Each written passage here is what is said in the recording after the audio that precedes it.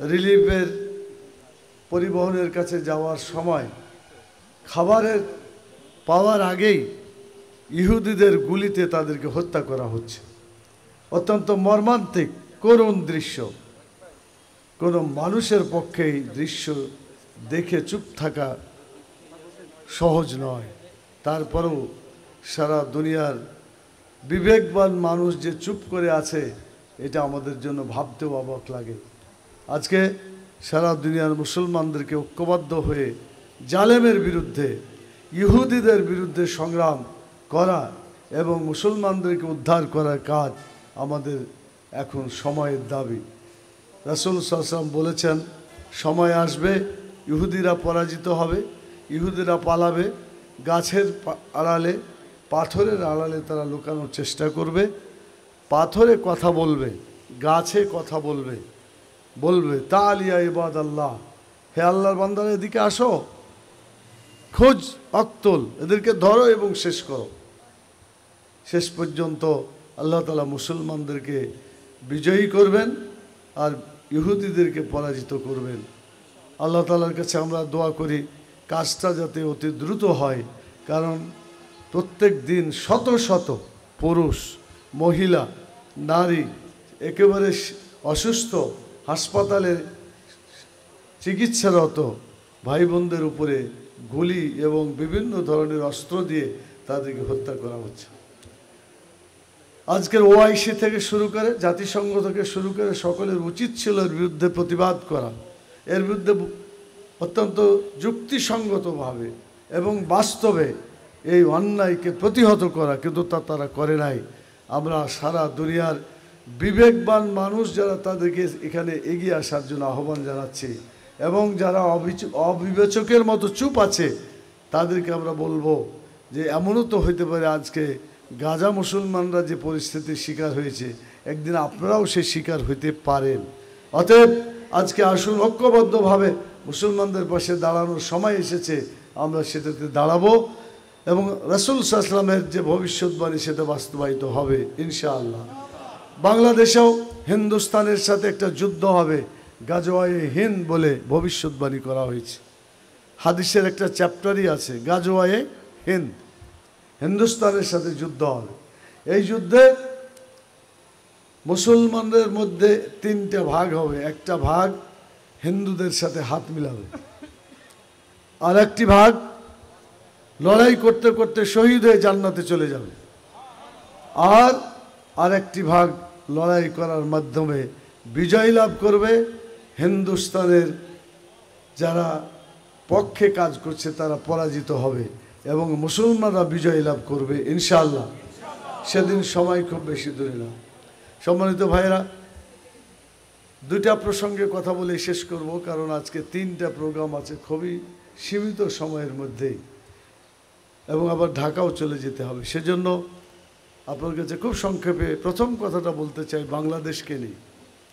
বাংলাদেশ ৭১ থেকে ২০২৪ পর্যন্ত প্রায় ৫৪ বছর। এই ৫৪ বছরে আমরা কি দেখেছি? অনেক সরকার দেখেছি, আর আমাদের দেশটা পরিচালিত হয়েছে মানুষের আইন দ্বারা। আল্লাহর আইন এ দেশে চালু হয় নাই। কি হয়েছে? যেসব দল এসেছে, কেউ হয়তো ধর্মনিরপেক্ষতাবাদ অথবা জাতীয়তাবাদ অথবা সমাজতন্ত্র অথবা সাম্রাজ্যবাদ, পুঁজিবাদ, বিভিন্ন ধরনের মতবাদ কায়েম করার চেষ্টা করেছে। এই মতবাদ দিয়ে বাংলাদেশকে শোষণ করার ফলে বাংলাদেশের মানুষের জীবনে শান্তি ফিরে আসে না। কারণ শান্তি তো আসতে পারে না। আইন দুই রকম, একটা মানুষের আইন আর একটা আল্লাহর দেওয়া আইন। আল্লাহর দেওয়া যে আইন, আল কোরআনের আইন, এটা নির্ভুল, এর মধ্যে কোনো ভুল নাই। এই নির্ভুল আইন যদি দেশে চলতো বা চলে, সেখানে শান্তি প্রতিষ্ঠিত হতো এবং হবে ইনশাআল্লাহ। আর মানুষের আইন চললে সেখানে অশান্তি, জুলুম, অত্যাচার, নির্যাতন, চাঁদাবাজি, খুন, গুম, কি অপরাধ নাই যেগুলো হয় না, সব কিছু হয়েছে। আমি আপনাদের জিজ্ঞেস করতে চাই, এগুলো দেখার পরে সামনে যে সরকার হবে, মানবরচিত মতবাদ নিয়ে যারা দল করে, যারা কোরআনের আইনের পক্ষে কথা বলে না, মানুষের আইন নিয়ে এখনো স্বপ্ন দেখে, আপনারা কি এই সমস্ত লোকদেরকে আবার ক্ষমতায় দিতে চান? আর দেওয়া যাবে না, আর দেওয়া যাবে না। সময় এসেছে ইনসাফ কায়েম করার জন্য, জাস্টিস কায়েম করার জন্য। আপনাদের মনে আছে 2024-এর 5ই আগস্টের আগে পর্যন্ত ছাত্ররা, শিক্ষক, শ্রমিক, আপামর জনতা যে আন্দোলন করেছিল, সেই আন্দোলনের একটা স্লোগান ছিল, উই ওয়ান্ট জাস্টিস। আমরা সুবিচার চাই। আপনারা বলেন, সুবিচার মানুষের আইন দ্বারা সুবিচার হয়? হতে পারে? মানুষ তার স্বার্থ নিয়ে চিন্তা করে, নিঃস্বার্থভাবে মানুষ কাজ করতে পারে না। অতএব মানুষের আইন দিয়ে কোনো সমাজ, কোনো দেশ পরিচালিত হলে সেই দেশে, সেই সমাজে শান্তি আসতে। আগামী দিনে বাংলাদেশে কি আপনারা শান্তি প্রতিষ্ঠা করতে চান? তাহলে কার আইন চালু করতে হবে? আল্লাহর আইন চালু করতে হবে, কোরআনী আইন চালু করতে হবে। এই কোরআনী আইন চালু করলেই আমাদের সমাজটা ভালো হবে। বিগত সরকার যারা ছিল, বিশেষ করে গত ফ্যাসিস্ট সরকার, এরা শুরুতেও ছিল, মাঝেও ছিল, শেষেও ছিল। এদের কথা ছিল যে আমরা মানুষকে তাদের অধিকার ফিরিয়ে দেব, আমার ভোট আমি দিব, যাকে ইচ্ছা তাকে দিব। বলছিল না? 10 টাকা কেজি চাল খেতে দিব, বলছিল না? বলছে অনেক কিছু দিবে তারা বলেছিল, কিন্তু তারা চাকরিও দেয় নাই, খাইতেও দেয় নাই, গণতন্ত্রও দেয় নাই।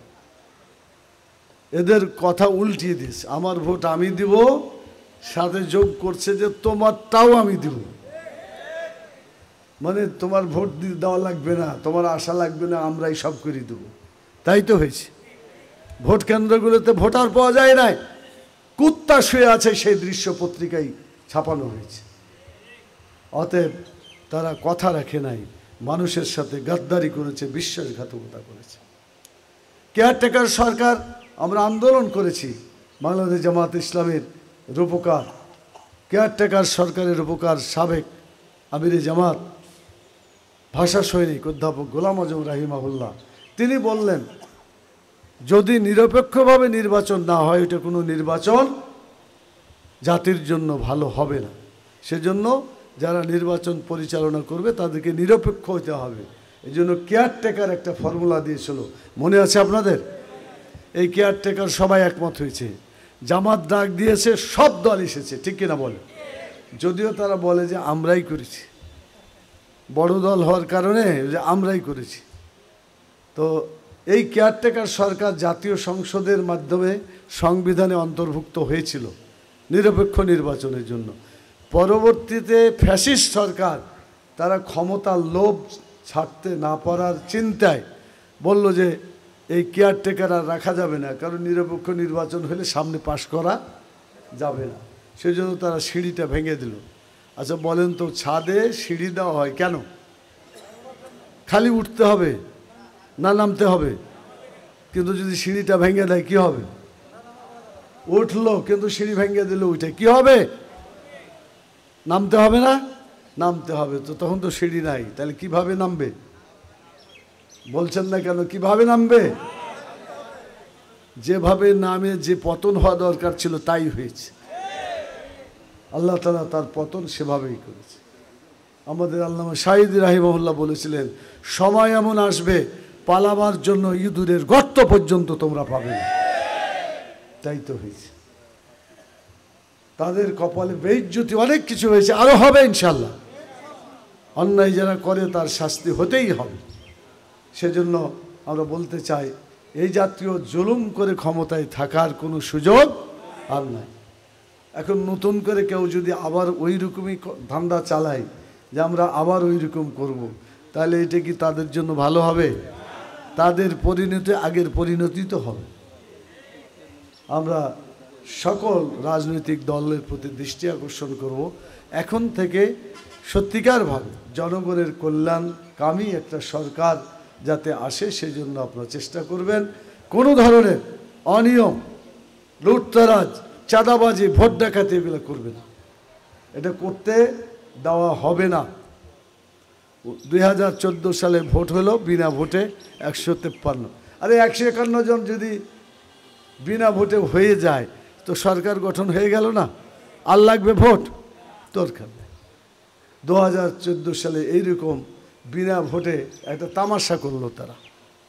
2018-তে ভোট ডাকাতি দেখতে পাবে, এই জন্য দিনে আর ভোট কাজকাম করলো না।